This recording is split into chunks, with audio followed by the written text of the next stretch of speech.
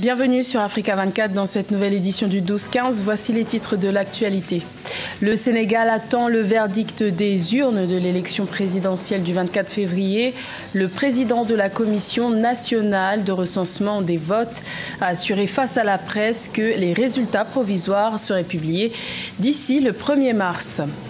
La dette publique du Kenya s'envole depuis 2013. 68% des recettes du pays devraient être consacrées au remboursement de sa dette qui a atteint des niveaux alarmants, suscitant les inquiétudes des milieux économiques et politiques. Et retour sur la 14e édition du Manifesti Reggae qui s'est clôturée le 23 février au Parc national de Bamako. Un grand rendez-vous musical qui a servi de cadre d'échange à la jeunesse africaine. Le Sénégal est dans l'attente des résultats de l'élection présidentielle du 24 février. Le président de la Commission nationale de recensement des votes a assuré face à la presse ce lundi 25 février que les résultats provisoires seraient donnés d'ici le 1er mars. Reportage de notre correspondant Ella Djenjaï. Les résultats de ce premier tour sont en cours de compilation selon Demba Kandji, le président de la Commission nationale de recensement des votes. Face à la presse ce lundi 25 février au lendemain du scrutin présidentiel, il n'a pas manqué de préciser que le recensement de votes se fera uniquement sur la base des comptes rendus des délégués de la Cour d'appel et des procès-verbaux collectés au niveau des 45 commissions départementales. Mais je voudrais insister pour vous dire que la Commission nationale a seul le pouvoir de redresser et d'annuler. Les chiffres qui nous parviennent peuvent être redressés s'il y a des erreurs, peuvent faire l'objet d'annulation s'il y a un motif qui le justifie. Cette rencontre était fortement attendue suite à la situation tendue notée entre la coalition Benno Bokk Yakaar qui revendique une victoire au premier tour de son candidat, le président sortant Macky Sall, avec 57% des voix, et l'opposition, notamment la coalition Idy Président et celle de Sonko, qui évoque un second tour au vu de la publication des premières tendances. Ils sont dans leur rôle, c'est des politiques. Moi, je suis un juge chargé de compiler les résultats et de proclamer des résultats. Tout le monde est dans son rôle. Je ne condamne pas. La Sénat a déjà condamné. C'est ça le rôle de la Sénat. Demba Kandji donne rendez-vous à tous les Sénégalais jeudi ou au plus tard vendredi pour donner les résultats provisoires. Ensuite, le Conseil constitutionnel sera chargé d'annoncer les résultats définitifs. C'était l'une des grandes figures de la vie politique en République démocratique du Congo. Antoine Gizenga s'en est allé le 24 février. Le fondateur et chef du parti Lumumbiste Unifié laisse derrière lui l'un des partis les plus organisés du pays. Retour sur son parcours politique dans ce reportage de notre correspondant Jacques Amboka. Antoine Gizenga, fondateur du parti Lumumbiste Unifié, s'est éteint ce dimanche 24 février 2019 à l'âge de 93 ans.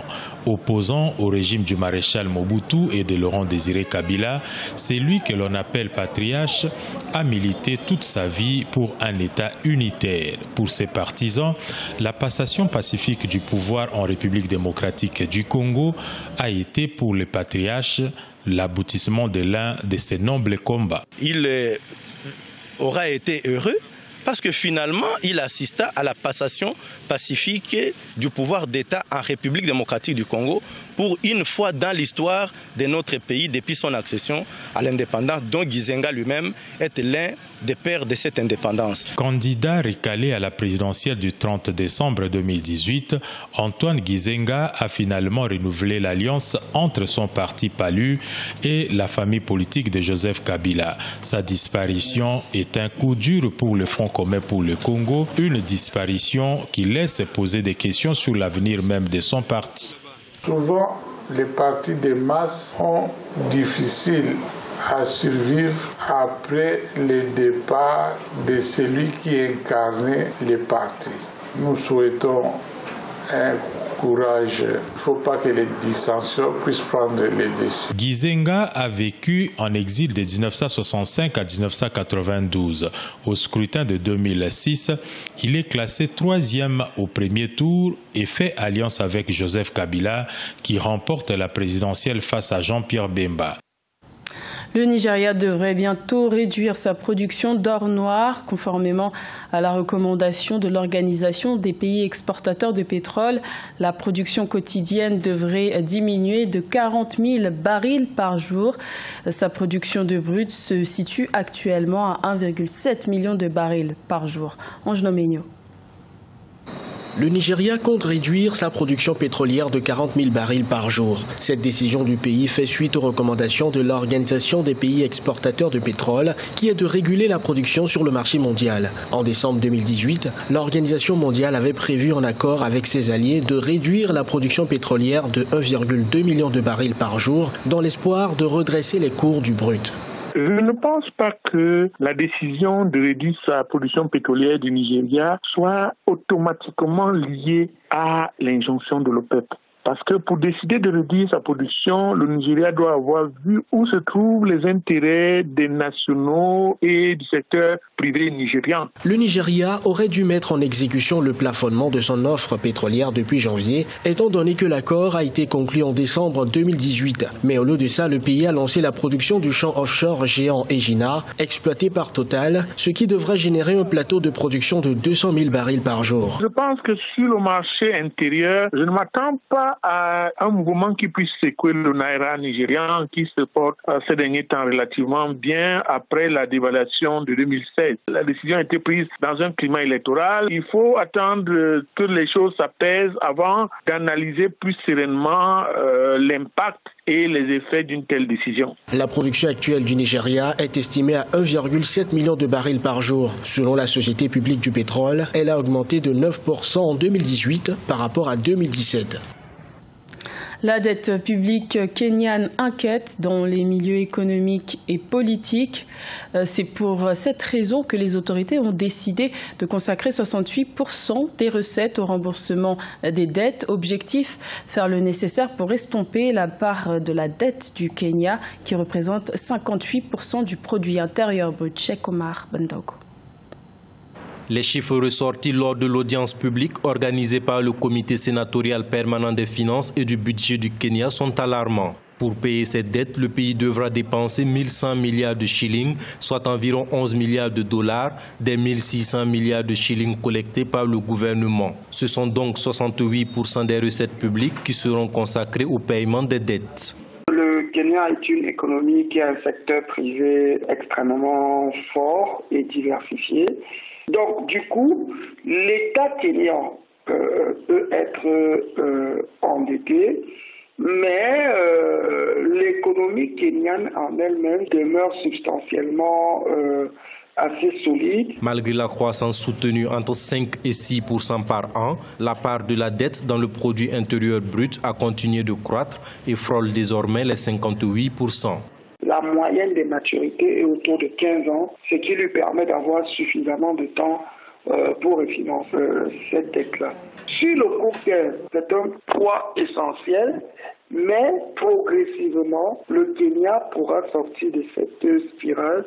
Avec une telle configuration, le niveau de la dette ne laisse au trésor kényan que 600 milliards de shillings pour les autres dépenses. Selon un rapport du ministère des Finances, le Kenya doit payer 400 milliards de shillings par an en intérêts, ce qui porte les intérêts totaux pour 16 ans à 6 700 milliards de shillings. La 14e édition du Mali Festi Reggae s'est tenue du 21 au 23 février. Ce grand rendez-vous musical a rassemblé plusieurs adeptes des mouvements Rasta.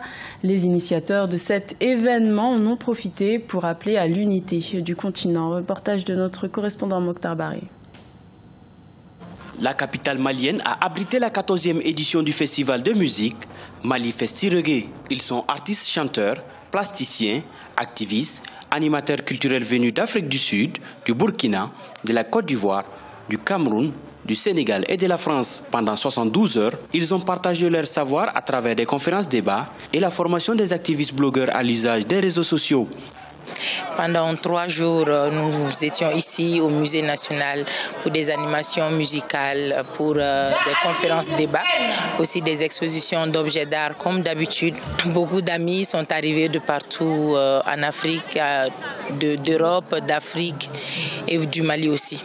Le clou du festival a été le concert de tous les artistes participants qui ont chanté l'unité africaine. Takana Zion, King Savané de la Guinée, Aziz Wonder du Mali ou Dia Albi du Burkina Faso ont tenu en haleine le public jusqu'à l'aube. Bamako, c'est le pays qui a la capitale qui a vu Takana exploser musicalement. Je profite de l'occasion pour attirer l'attention de toutes les autorités maliennes de soutenir des femmes africaines qui se battent comme Sista Mam le fait pour rassembler les enfants d'Afrique. La Guinée, Côte d'Ivoire, tous les pays, ils sont là.